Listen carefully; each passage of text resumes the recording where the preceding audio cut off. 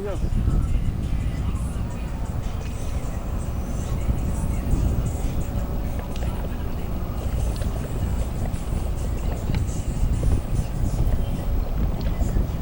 Hello.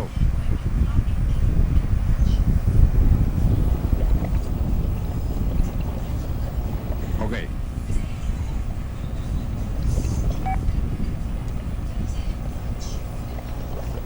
Robles, huwag ka magpapalala.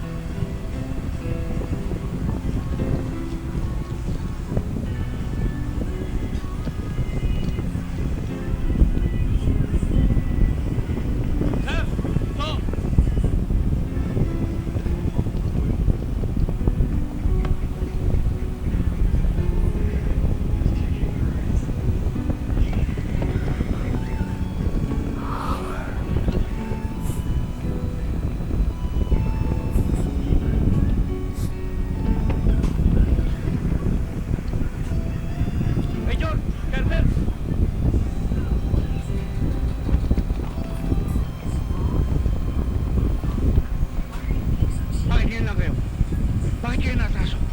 Pinaghirap ko pa sir ang mga tao natin. At nakipag-coordinate ako sa precinct commander dito para matyak ang lugar. Sa pagal ng responde nyo, wala nang tayong inabot. Sir, si De Leon, hindi ba siya ang humingi ng backup? Ewan ko. Hindi ko na siya inabot dito. Major, balikan nyo yung lugar na yun. At baka may naiwanan pa silang mga epektos. Sige na. Tayo na.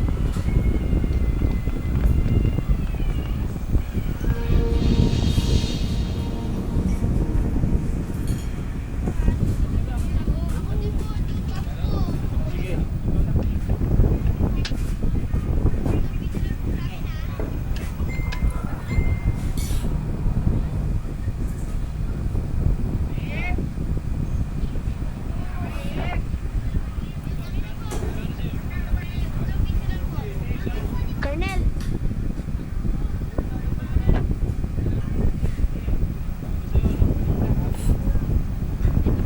Sandali lang po, tatawagin ko lang po yung nanay ko.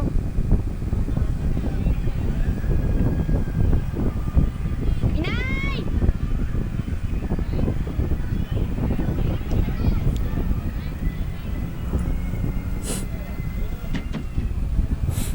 Colonel!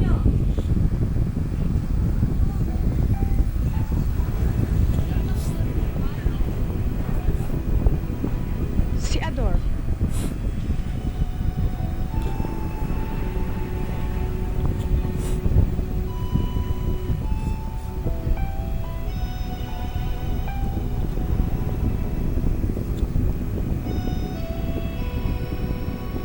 Tapatin niyo ako, Colonel. Ano ba talaga ang kalagayan ng aking asawa? Nasa isang safe house namin siya. Doon ko siya tinuloy. Sa laki ng sindikatong kanyang nasa gupa. Delikado kung sa ospital ko siya dadalhin. Gusto ko siyang makita, Colonel. Higit na kailangan ako ni Ador ngayon. Puntahan natin siya, Colonel. Huwag mo na, Lily. Ito'y para sa kaligtasan ninyo. Isang maling galaw natin. Maring mapahamak siya ng tuluyan. Kailan ko siya pwedeng makita? Babes, magsiswimming kami ng barkada ko, ha? Okay.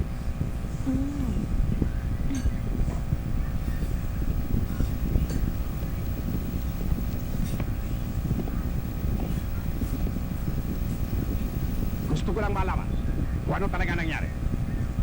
Dahil nang dumating ang mga pulis, naisiguro nila sa akin, wala ang bangkay ni De Leon. At ang mga bangkay na naroroon ay mga tauhan natin. Imposible, boss. Tatay ako ang buhay ko. Patay na ang De Leon yun. Tagtag na ng bali. Oo nga, boss. Kitang-kita kong bumulag ka ang taong yun. Maraming balang kinain ng kanyang katawan. Tsak na hindi mabubuhay. Puro kayo kwento na may patay sa bundok. Wala namang binababa. Kailangan ko ng prueba. Tandaan ninyo, nakilala ako ng taong yun. Kaya kailangan, hanapin nyo sa lahat ng ospital, klinika, at mga safe houses ng pulis na kilala ninyo. Hindi ako matatahimik hanggang may bakas ang De Leon na yan.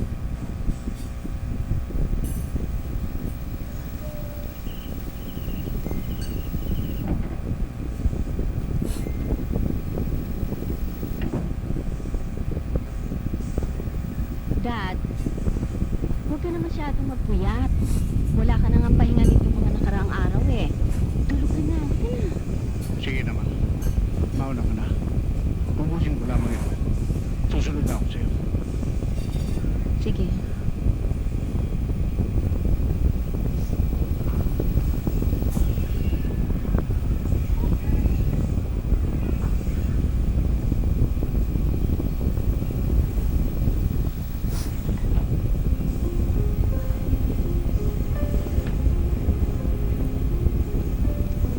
Hindi ko alam na may kapatid ka pala.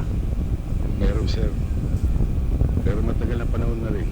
Hindi kami nagkikita. Gaano katagal? Mga 20 taon na rin, sir. Sobrang tagal na pala. Ang totoo niyan, sir. Kayo lang nakakaalam na may kapatid. Ni si Lily hindi alam. Hindi alam ni Lily. Dahil ayoko siyang maging kabahagi sa konsensyang pinapasang sa nangyari sa pamilya ng kapatid. Bakit? Ano nangyari? Kapwa kami pulis ng kapatid ko sa probinsya ng Santa Marcela, Kalinga, Bayan. Sa pagtupad ko ng aking tungkol, may nakapangga akong sindikato. Bineltahan. At sa pagbueltang yun, napagkamalang ako ang aking kapatid. Nakaligtas siya, pero hindi ang kanyang pamilya. Nasaan ang iyong kapatid mo? Epe ngayon siya ng pulisya sa Santa Marcela.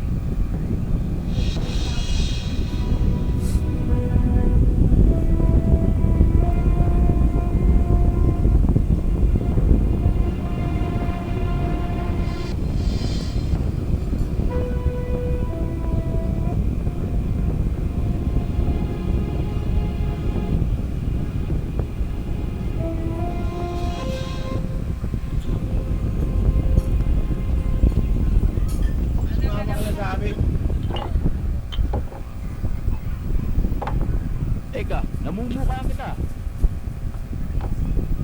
Di ba ikaw yung hepe ng Santa Marcela? Naligaw kaya ata. Hindi ako naligaw. May isadya ako sa inyo. At marahil, alam niyo na kung ano yun. Ba, hindi namin alam yun. Hindi naman kami manghuhula. Ganon. Lilinawin ko. Naparito ako para bawian ang ninyo. Na siyang patong maripugtong. Gusto nilang maibalik to sa kanila. Hindi dahil sa taglay nitong hiyas at ginto. Hindi naging bahagi na ito ng kanilang pananampalataya sa maraming henerasyon. Hindi naman namin kinuha ang pananampalataya. Ginto lang, garing, at hiyas ang sa amin. Ang lakas naman ng loob mo, hepe. Dumayo ka pa rito na nag-iisa. Hindi ako nag-iisa. May kasama akong 3.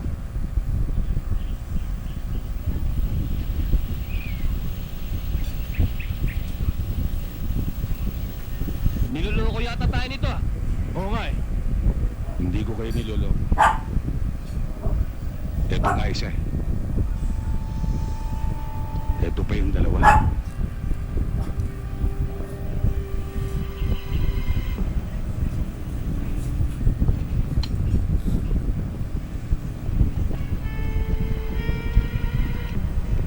Bibigyan ko pa kayo ng pagkakataon. Ano? Kami pa bibigyan mo ng pagkakataon? Hepe, nasa pakuran ka namin. Gusto mo itumba ka namin ngayon? Walis na muna kayo.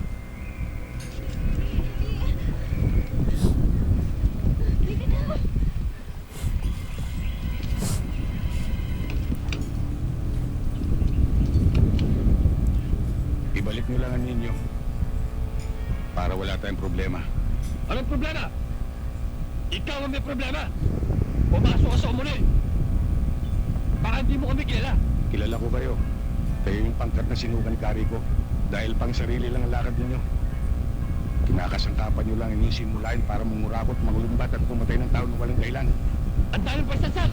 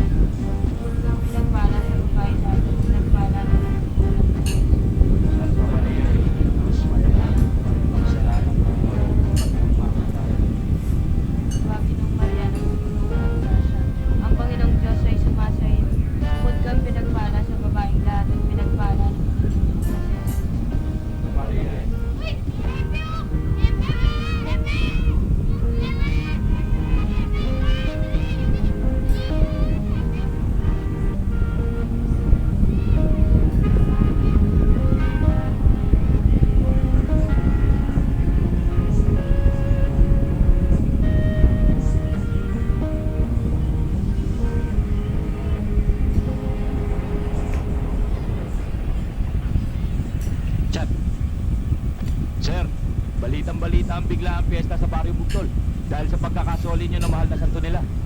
Salamat sa Diyos, tagumpay ang lakad ko. Siya nga pala, sir. May naghihintay sa inyo. Dumating kanina mula Maynila. Siya raw po si Colonel Bernardo. Nasaan siya ngayon? Ikaw nang bahala, Hepe. Maasahan niyo. Salamat po. Sige rin eh. po, Hepe. Mabuti na lang at nandyan si Hepe. Tutulungan niya tayo. Colonel. Kung gusto niyo ba mangyari, Colonel? Magpanggap ako bilang siya. Ganun na nga, Tiniente. Maaaring nagkamali ako ng pagpapasya. Napalitaw yung buhay siya. Para mapalutang ang mga taong may kinalaman sa kanyang pagkamatay. Ang totoo nga niyan, nagawa ko na rin magsinungaling sa kanyang pamilya para mapagtakpan ang mga pangyayari. May kinalaman ni Kanyo sa droga ang mga taong pumatay sa aking kapatid. Oo, Tiniente. Nabibilang sila sa mga pinakamalalaking sindikato ng droga sa Maynila. At alam ko, sa pananatiling buhay ni Ador, sa pamamagitan mo, ay maaari silang mabulabog at magkamali. Hindi ko kayo masasagot sa mga oras na ito, Colonel. Bigyan niyo pa ako ng konting panahon para makapag-isip. Ang sa akin ay pakiusap lamang, Tiniente. Pero, kung hindi mo ko mabibigyan ng katugunan sa aking kahilingan sa loob ng isang buwan, papipilitan akong ihayag na patay ng iyong kapatid.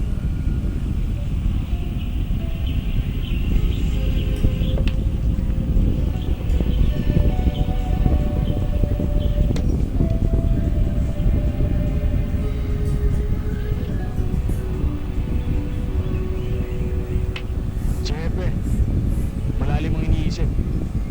Lagi na lang siyang ganyan kung wala lang dumating si Colonel Bernardo. Ano kaya ang napag-usapan nila?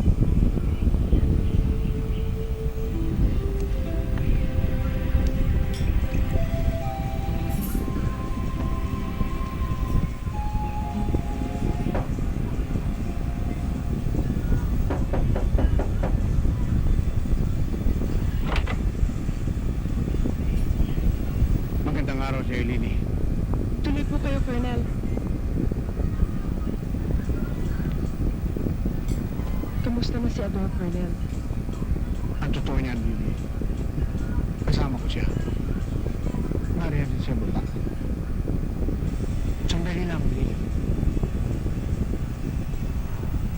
Ibig kong malaman kung dahil sa pinsalang tinamo niya sa kanyang katawan at sa dami ng gamot na ginamit para sa kanyang kaligtasan, ay maaaring makapansin ka ng pagbabago sa kanyang ugali at pagsasalita. Kaya, posibleng makapansin ka ng konting pagbabago sa kanyang pagkilos at ugali.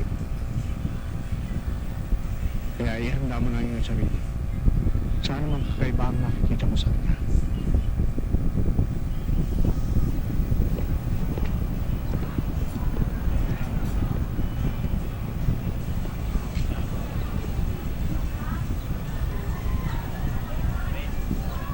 Gomez. Sir! Yes, sir.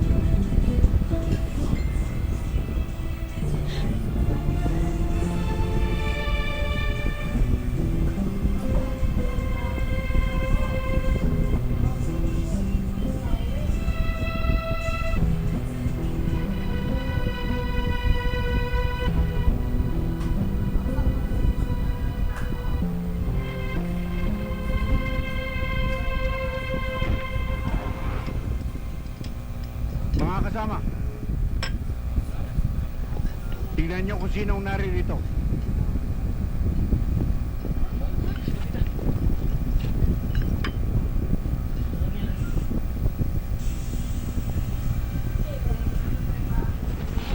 Sir, akala namin matagal pa kayong makakapasok eh. Miss ka na namin, sir. Kung kasi na napinsala kayong mabuti. Oo nga eh. Buti yun, nalusutan nyo. Kumusta na kayo ngayon, sir? Matagal na kami hindi nakakatikim ng libreng merienda eh. Ano? Merienda. Mabuti naman at nakaligtas ka. Alalang-alala kami sa'yo.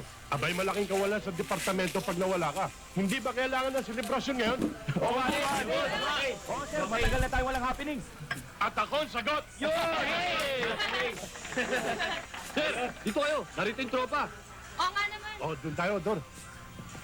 Major, iwanan ko siya doon sa inyo, ha? Kaya nang bahala sa kanya. May lalakarin lang ako. Areglado, sir. Liga na, Dor. Kapitan! Kapitan, dito kayo. Upo kayo, kapitan. Diyan ako sa tabi ni Kapitan. Kapitan? Saan ka ba nagpagaling? Sana nadalaw Kahit kami sino lang sa namin. departamento, wala nakakaalam kung nasan kayo. Op. Huwag na muna natin pag-usapan yan. Kaya tayo nandito para magsaya. Tama si Major. Huwag na natin pag-usapan yan.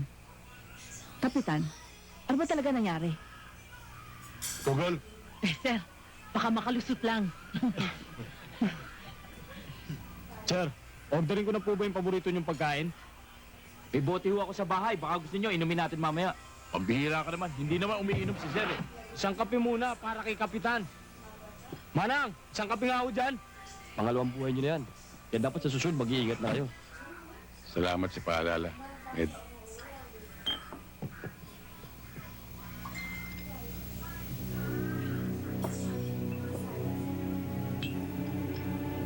oh, ano ba kayong mag-ama? Magtitinginan na lang ba? Jerry? Tay!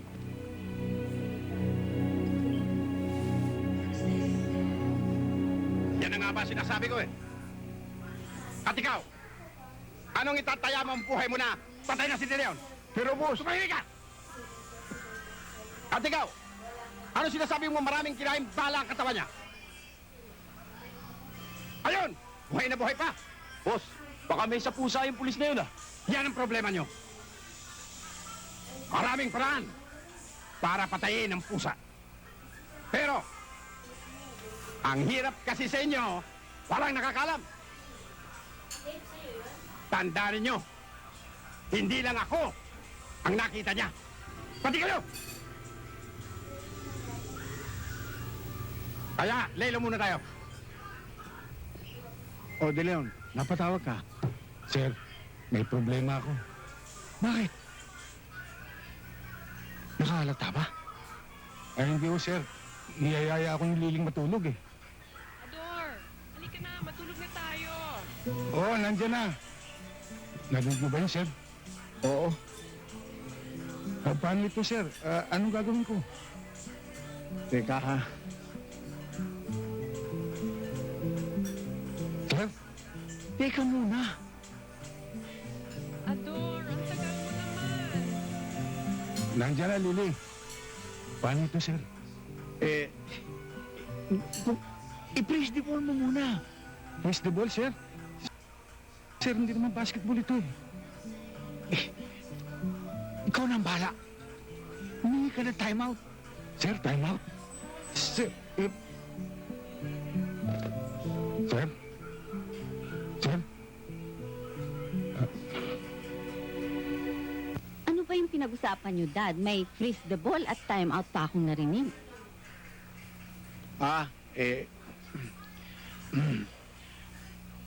Kami lang dalawa ni De Leon na nakakaalam nun.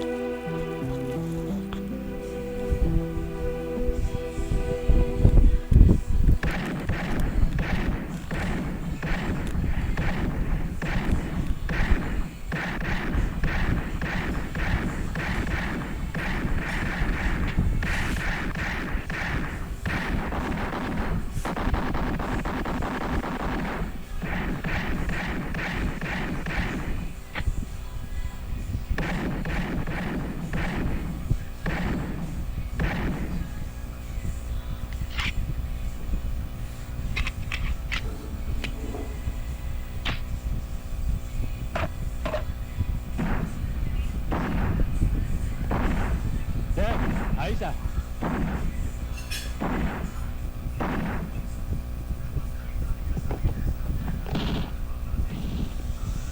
Sir, Oh, bili yun. sir, tungkol ho dun sa problema ko. Ha? Eh, tungkol ho dun sa inuwihan kong bahay. Kinador. Yung tinawag ko sa inyo kagabi. Bakit? Hindi mo mo brain time out? Sir, seryosohin niyo naman ako. Nalalagay ako sa alanganin.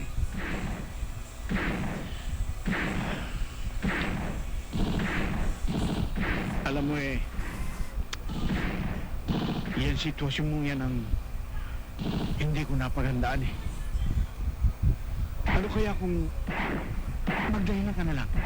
Sabihin mo wala pa sa kondisyon ng katawan mo. Sa dami ng gamot na nainom mo. Sir, hindi ganun kadali yun. Isipin niyo na lang. Ang gandang babae yung katabi ko. Baka magkasala pa ako kay Ador niyo.